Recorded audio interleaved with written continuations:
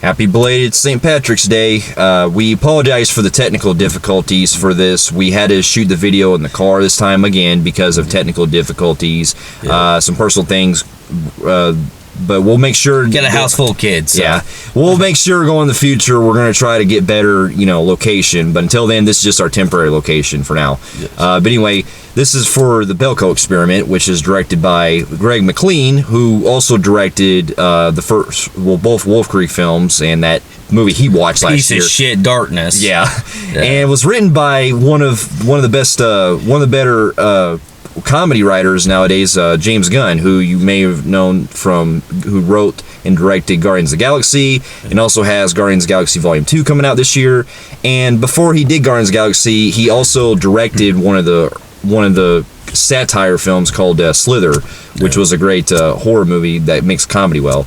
And so I gotta tell you, I was actually looking forward to this movie quite a while, or actually after I seen the trailer for it, because I actually was looking forward too, because man, they have a good concept going on here. It's kind of like Office Space meets that last half of Cabin in the Woods. Yeah, or mix a little bit kind of with Hunger Games. Hunger Games, yeah, but it was pretty. It's like it's a new concept, and I was actually really looking forward to it, especially after the trailer. It looked like it was gonna be fun. Yeah, it looked like it, yeah. And so with the trailers, it kind of makes you think, because since it was written by James Gunn, who's known for making, mixing comedy well with a lot of like different genres, it got me really curious, and seeing his name attached to it really wanted me to check it out. And then from what I was hearing based on other reviews, that when the movie came out, that supposedly the film, basically the concept goes like this. You have these group of office workers who are working in this building that's in like Colombia, in pretty much the middle of nowhere, and they work for this company called Belko.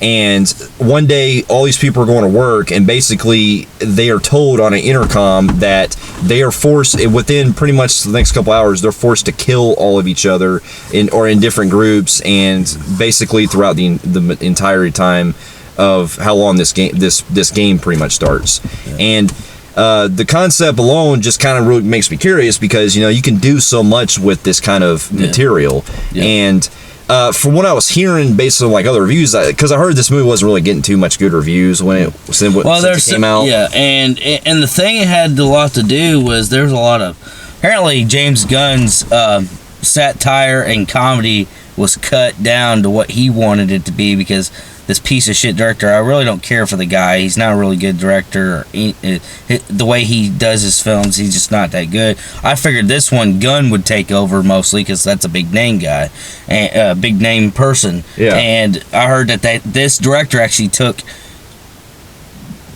Gunn's whole entire script and then start adding on and doing his own shit with it, and not really doing much what Gunn wanted it, and that's the reason why it's like... Well, because you can tell, because this concept alone, with these people having to survive and trying to basically having free-for-all kind of deal where they're having to kill each other, you can actually do so much with that material as a satire, and basically there's nothing to it as that, because the tone itself that they're going for in this movie is just straightforward. Yeah, it's straightforward, and instead of satire and funny, they keep it straight, like straight fucking serious. Yeah. Now which I do like in films, but this didn't work. I figured satire could have been really used in this one. Yeah, I'll tell you right now that as much as I was looking for this film, I was disappointed with, but I have basically mixed reactions.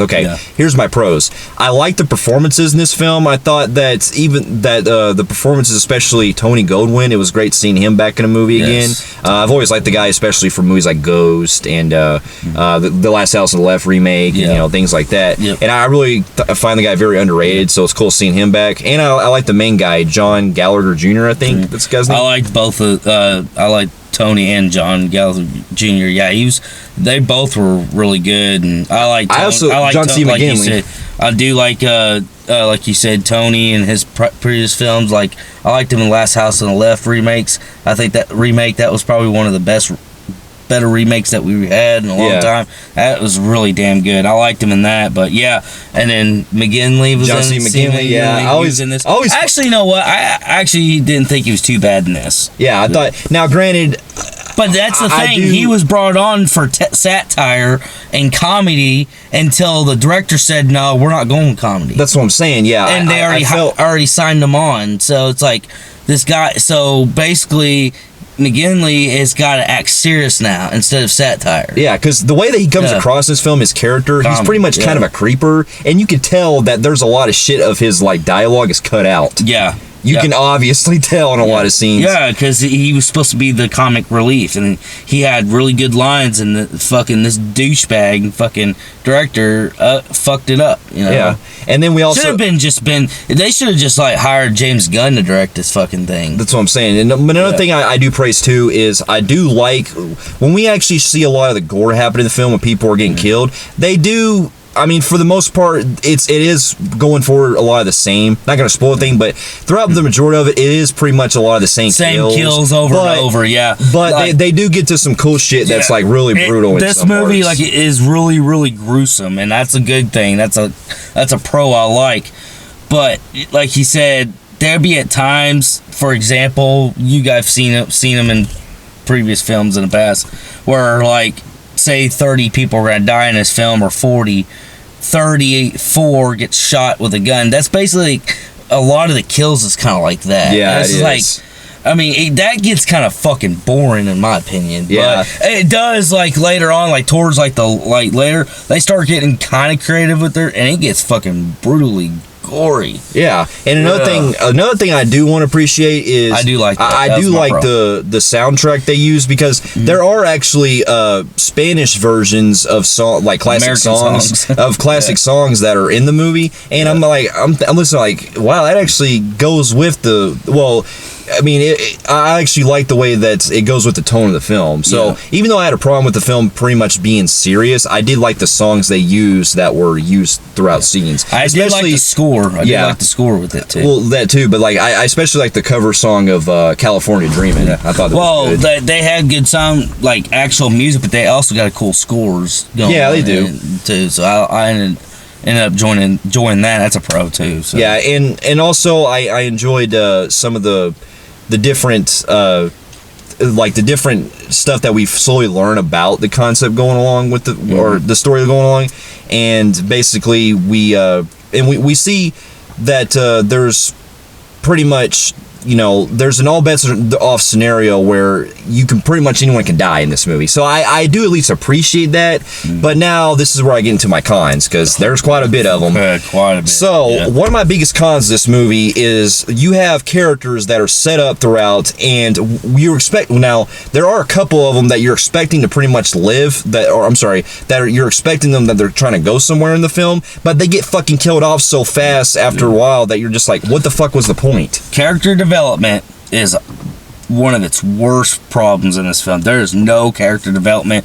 We're straight thrown into this. Hi, how you doing? I'm John. Hi, I'm Bob. Da da da da. And then fucking the shit happens. Like no development at all. And then they focus. At times they focus on certain characters. Like, you know, example, they got a chick that just started and it's her first day in the job. You get people like that, and it's just like they don't go anywhere. It's like, why would you focus so much in the first 15-20 minutes of them? Like they're gonna be something. Yeah. And then really don't even want to go back to them again. That's what I'm saying. It makes no fucking sense. And then they have this thing about, and I've seen a lot of reviews talk about this, and I'm gonna say it too now. Water, like it's a theme of this movie. Yeah, I mean they kind of bring it up in the movie, kind of why it's of importance. There's no actual like context of what's happening. There's no context of what's happening. That thing that the guy said it's in the water. There was nothing wrong with that. That's what I'm saying. He was just a pothead that was just being a dork. Yeah. The fact that we kept seeing water, people drinking water. Water was in their car. Water in the fucking jug. Water over here. Water over there, and it's fucking. That doesn't lead to anything. That there's nothing to do with water. That's what I'm saying. So it makes no sense. You got all these like things they're saying. Look at that. They're hinting. Look. And it's like, okay, I'm looking. Where's it lead to? Nothing. Exactly. It went nowhere. It's like, why even have that in the movie? You know?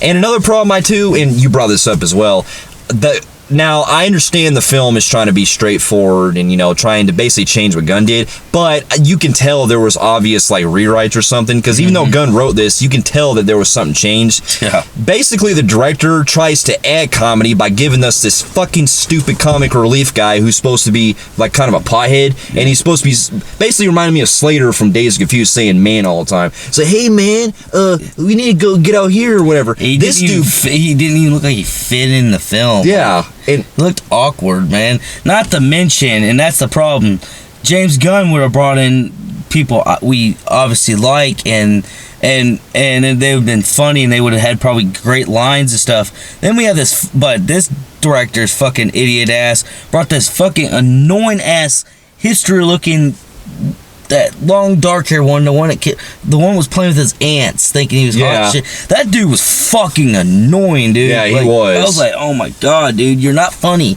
Yeah, it's like bookworm funny or some shit. It's like, it's not even enough to laugh at. I don't get how to describe it, but well, not just that, but we also get instances where this kind of goes back to earlier, where a lot of the kills they do are kind of just a lot of the same. Shot to the head, shot in the face. Some of them are off screen, but not too much compared to some other films we've seen. And it is very just standard in a lot of parts. Now we do get some cool devs here and there, but a lot of it's kind of in between, because there's a lot of parts where people are just getting blown in the head, shit like that. Another problem I had too was, not going to spoil anything, but this film basically tries to set up a fucking sequel that it basically doesn't even make any sense. They're trying to build. I guarantee this film, no doubt, tries to build a franchise out of this, and whether it be, it could be, theater, and if it does poorly, it's still no doubt that it'll try it in the videos, straight to videos. But it's going to get that, and it does that. Yeah, it does your typical. Any of these type of films, I think, are from here on out and have been. They're always trying to build franchises out. It would be interesting to at least see a sequel to kind of elaborate more. Maybe up the game and fix it. But my problem with the ending is that, well, again, we're not going to spoil anything, but basically, there's something that doesn't make sense throughout the rest of the film of why all this shit's happening, because we don't really get much of a explanation about. Because if it would have basically ended a different way, where we're kind of having it a very just in it as it is, and kind of go on an ambiguous note, I probably would have at least been questioning it more, but I could at least see it probably work better at that. And a lot of people ask me, Buddy, what would you compare this film to kind of describe how boring or what's wrong with it? I'd kind of compare it to Purge, the first Purge. One, the first Purge, and there's people that like it. I think it's the most overrated, boring, boring ass piece of shit film. But then the sequels, you gave it a shot, and okay, I can now understand it now. I can work with the sequels. That's what Belko remind me of, because the first one, if they do build, I feel like if they do a Belko 2, it'll probably be like Purge 2, where, okay, I can deal with that, okay, I can see them doing that. But the first one, it's the Purge. First Purge. Now, granted, will say this is good concept. This is slightly better than the Purge. Yeah, in it that is better. It's more straight. It's more faster paced. It is more straightforward and things like that. But much like the Purge, there's so much you can do with that fucking concept that it's That's not what I'm trying to executed say. properly. The Purge concept was amazing. It epically did not execute it good.